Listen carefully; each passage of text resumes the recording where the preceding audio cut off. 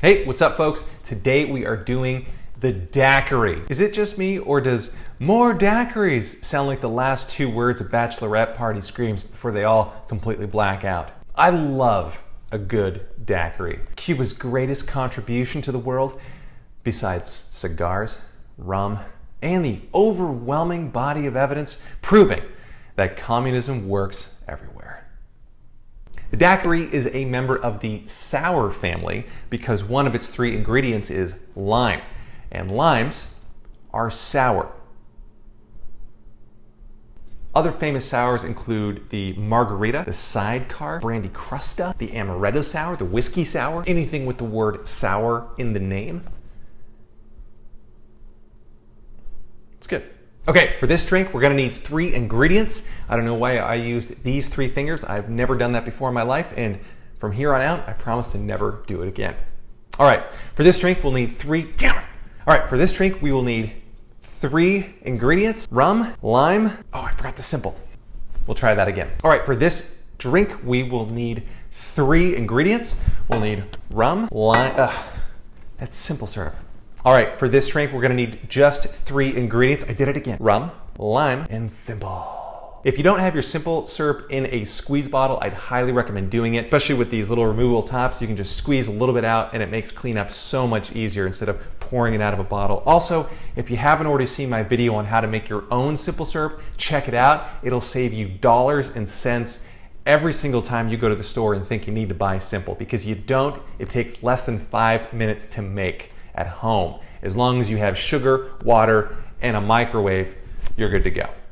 For rum, I highly recommend using something with flavor.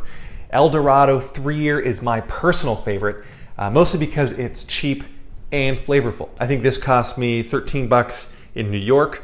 Your mileage may vary. I don't even know if that's the right thing to say in this circumstance. I highly recommend it. You can even, it just smells rummy, you know, like a pina colada or something, or like a rum and coke.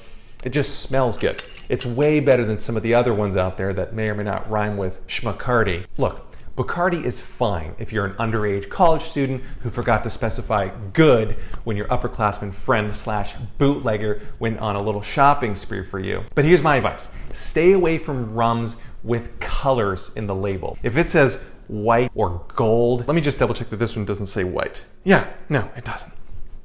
It says 3. Trace, again, 3? I don't know, 3.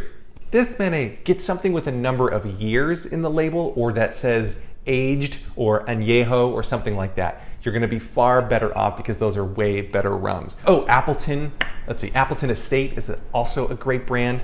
What else do I really like? Oh, Chairman's Reserve, Diplomatico, those are really flavorful ones.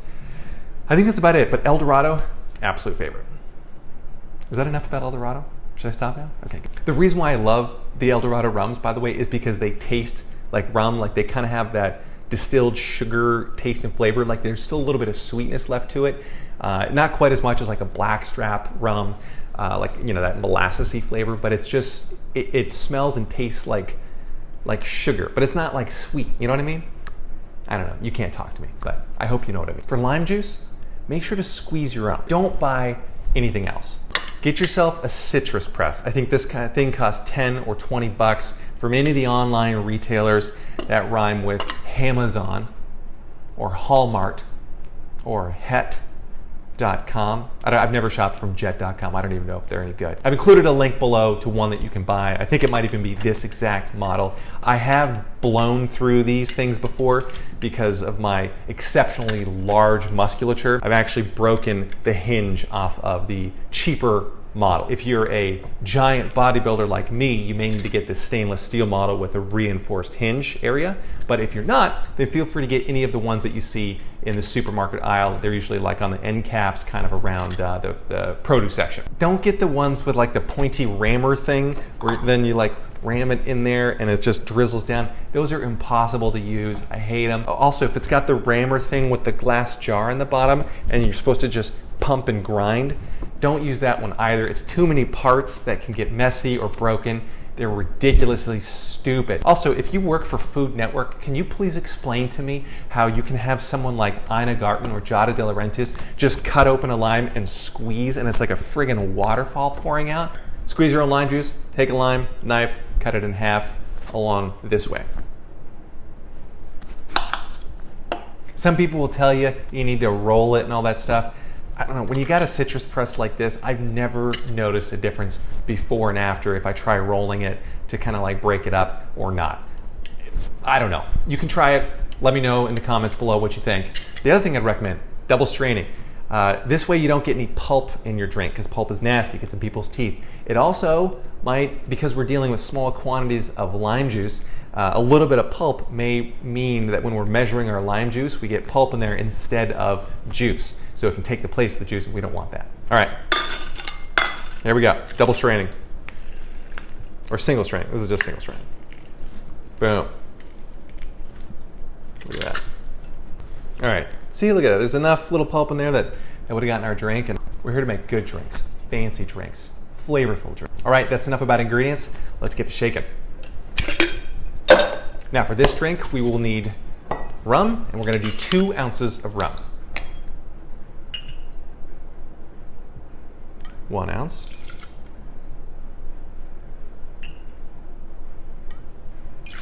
2 ounces. We're gonna do 3/4 ounce lime juice.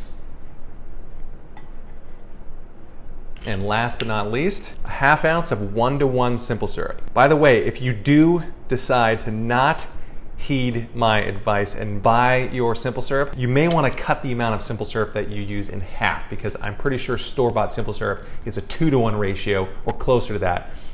It's 2-to-1 sugar to water, and it'll be a lot sweeter. I like a 1-to-1 ratio in my simple syrup because it stretches the drink out a little bit. Yeah, I know it waters it down, but that's good. We want that. We don't want just straight rum. This is a 1-to-1. It stretches the drink out a little bit without adding too much sweetness. We need ice.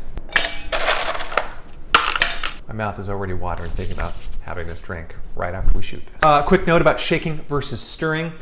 You can do whatever you want. I don't give a shit. Some people say there's hard and fast rules, but you should never shake clear drinks. You should always shake dirty drinks. What are you drinking dirty drinks for? It doesn't matter. As long as everything gets mixed up and you get an appropriate amount of dilution, that's all you really need. My rule or my suggestion is if there are ingredients in your drink that are gonna froth up and create a gross looking froth foam on the top, for instance, in a Manhattan, I never shake a Manhattan because you can, but usually when I shake a Manhattan, it ends up with a foamy, frothy haircut on top, or like a little a haircut? What am I even saying? Like a little thing of foam, and it just looks disgusting. That's not very sexy. Martini, I shake that all the time. You don't have to though, you can stir it. Anyway, that's my public service announcement about shaking versus stirring. Let's get to shaking.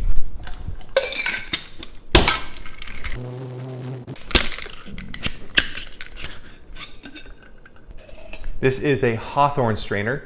This is the appropriate kind of strainer when we're using a Boston shaker like this. There are also julep strainers.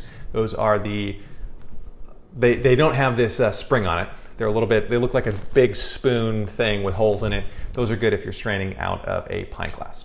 I am also gonna double strain this drink because I don't like the little shards of ice in there.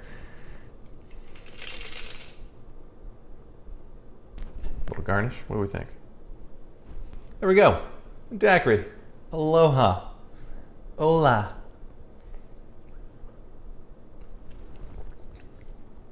Oh my God. Okay, that's pretty good. It's so tangy, sour, but it's also got a little bit of sweetness to it from the simple syrup. Oh my God. And the flavor of the rum actually comes through. That's why I love using El Dorado rum, because you can taste it in the final drink. Oh. All right, that's all for now, guys. Thanks so much. We'll see you soon. Don't forget to subscribe if you like this. Hit the little button. I think there's my face. Is it up here? Nope, could be over here, down here, over here. I don't know where it is. You can check out more videos though. I know that might be here or here, possibly even down here. Well, maybe.